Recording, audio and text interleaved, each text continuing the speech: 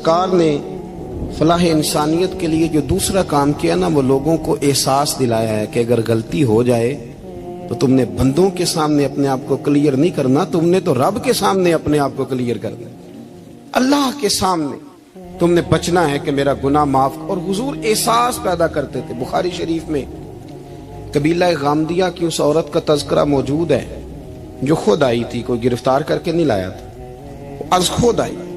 احساس پیدا ہو گیا نا گناہ کا۔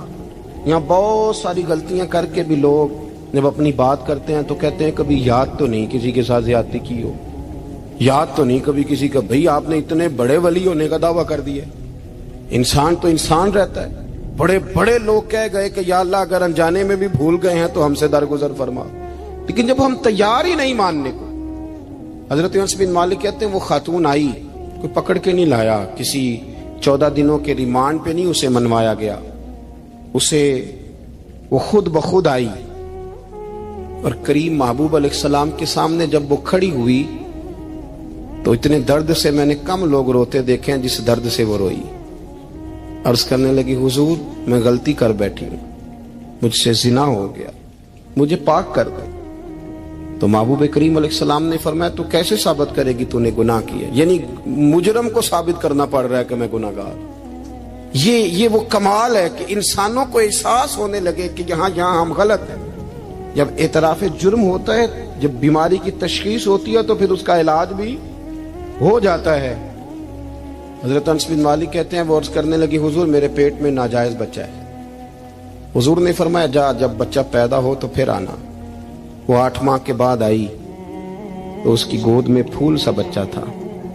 حضور نے فرمایا واپس جا، جب روٹی کھانے لگ جائے تو پھر آنا۔ وہ 2 سال 2.25 سال دودھ پلاتی رہی، پھر جب آئی تو بچے کے ہاتھ میں روٹی کا ٹکڑا تھا۔ کریم محبوب صلی اللہ تعالی علیہ وسلم سے آ کے جب اس نے بات کی تو وہ درد سے روئی، کہنے لگی یا رسول اللہ 3 سال ہونے کو ہیں، میں نے گناہ کیا ہے، میں ساری رات سو نہیں پاتی۔ حضور تڑپتی اگر اس حال میں مر گئی تو اپنے رب کو کیا منہ دکھاؤں، مجھے پاک کر دے، میرے حال پہ رحم فرمائے۔ محبوب کریم صلی اللہ علیہ وسلم نے بچہ ایک صحابی کو دیا، فرمایا بچوں کی طرح پالنا، اور کہا اسے لے جاؤ، پتھر مار مار کے اسے سنسار کر دو۔ صحابہ کہتے ہیں اسے پتھر لگ رہے تھے اور حضور بے چینی کے ساتھ ٹہل رہے تھے۔ آ کے خبر دی حضور وہ تو وصال کر گئی، انتقال ہو گیا۔ فرمایا یہاں تک تو بات اس کی تھی۔ حضرت انس بن مالک کہتے اب محبوب کریم نے صحابیات سے فرمایا اسے غسل دو، کفن پہناؤ، جنازہ تیار ہو جائے تو مجھے خبر کرنا۔ حضرت انس بن مالک کہتے ہیں غسل ہوا، کفن ہوا، جنازہ تیار ہوا تو حیران ہم تب ہوئے جب میرے محبوب نے فرمایا صفے بناؤ، میں خود جنازہ پڑھاؤں گا، میں خود جنازہ پڑھاؤں گا۔ اور سرکار نے جنازہ پڑھایا تو ایک شخص کی زبان سے نکلا حضور اس ملعون کا معاذ اللہ جنازہ جس نے ناجائز بچہ جنا، اس کے لیے آپ دعا کر رہے ہیں، جنازہ پڑھا۔ حضور فرمانے لگے خاموش ہو جاؤ، تم نے گناہ دیکھا ہے اس کا احساس نہیں دیکھا، تم نے غلطی دیکھی ہے لیکن اس کی توبہ کا انداز نہیں دیکھا۔ اور صاحب کنز العمال نے یہ لفظ نقل کیے ہیں کہ کریم محبوب فرمانے لگے اس نے تو ایسی شاندار توبہ کی ہے کہ اگر میں اپنی ساری امت میں بانٹ دوں تو اللہ سب کی مغفرت فرما دے گا۔ احساس جب پیدا ہو جاتا ہے نا اپنے دل کے اندر کہ یہاں میں غلط ہوں، ان العبد اذا اعترف ثم تاب تاب اللہ علیہ، او کما قال نبی صلی اللہ علیہ وسلم، رواہ مشکات۔ حضور نے فرمایا جب کوئی بندہ کہتا ہے نا اللہ میں بھول گیا تھا، اور پھر وہ توبہ کرتا ہے تو رب اس کی توبہ کو فوراً ہی قبول فرما لیتا ہے۔ حضرت عبداللہ بن حذافہ جہاد کر رہے تھے، روم کے عیسائیوں نے گرفتار کر لیا، 1000 آدمی نے مل کے پکڑا، گرفتار نہیں ہوتے تھے صحابی، 1000 آدمی نے گھیرا ڈالا، گرفتار کر کے لے گئے۔ اور جب بادشاہ کے سامنے گئے تو وزیر کہنے لگا بادشاہ بندہ بڑے کام کا ہے، اگر ہمارے قابو آ گیا تو فائدہ دے گا۔ صحابی ہیں حضرت عبداللہ بن حذافہ، حضرت فاروق اعظم کا زمانہ ہے، اگر قابو آ گیا تو فائدہ دے گا۔ بادشاہ کہنے لگا کیوں، کیا خوبی ہے؟ کہنے لگے ہم 1000 آدمی تھے، یہ اکیلا قابو نہیں آ رہا تھا، 1000 آدمی تھے، اگر ہماری فوج میں شامل ہو گیا تو بہت بڑا جرنیل ملے گا۔ بادشاہ کہنے لگا کوئی مسئلہ نہیں، 2-3 چیزیں ہوتی ہیں بندے کو خریدنے کے لیے، خرید لیتے ہیں۔ بادشاہ کہنے لگا عبداللہ جتنی دولت تجھے چاہیے میں تجھے دے دیتا ہوں، میرے لشکر میں آ جا۔ माज़ अल्लाह इस्लाम छोड़ दे। हजरत अब्दुल्ला बिन हुज़ाफा क्या फरमाते हैं, बड़ा तू बेवकूफ है, मैंने दौलत कमानी होती तो मदीने में बैठ के तजारत करता, मैं दौलत कमाने नहीं निकला, मैं तो रसूलुल्लाह की रजा कमाने के लिए निकला हुआ हूं। दौलत कमानी होती तो किसी मार्केट में होता, मैदान में आना था। शहादत है मतलूब मकसूद मोमिन, न माले गनीमत न किश्वर कुशाई।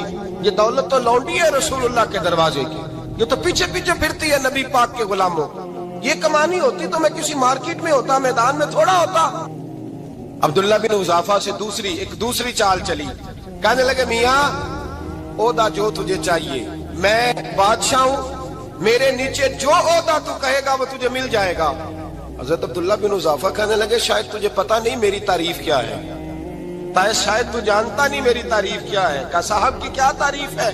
कहने लगे मैं रसूलुल्लाह का सहाबी हूं और कायनात में सबसे बड़ा ओदा मुस्तफा के सहाबी होने का होता है।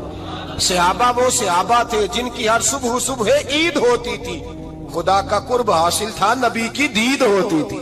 फरमाया मैंने हुजूर के जलवे देखे हुए हैं, मुझे ओहदे की जरूरत ही नहीं, और मैंने ओहदा लेना होता तो मैं सियासत करता, मैं तो शहादत लेने निकला हूं मैदान में, ओहदे का मैंने क्या करना है। अब बादशाह कहने लगा इसे कत्ल कर दो। वजीर कहने लगा नहीं, एक बात और है, मुझे एक चाल और चलने दो। कहा वो क्या? कहने लगे मेरी बेटी बड़ी खूबसूरत है, मुझे मौका दो अपनी ही बेटी को सजा बना के, वो जवान जिसकी जवानी इतनी बड़ी है कि 1000 आदमी मुकाबले में खड़ा नहीं होता, उस जवान के कमरे में रात की तन्हाई में बना सवार के बीबी को भेजा।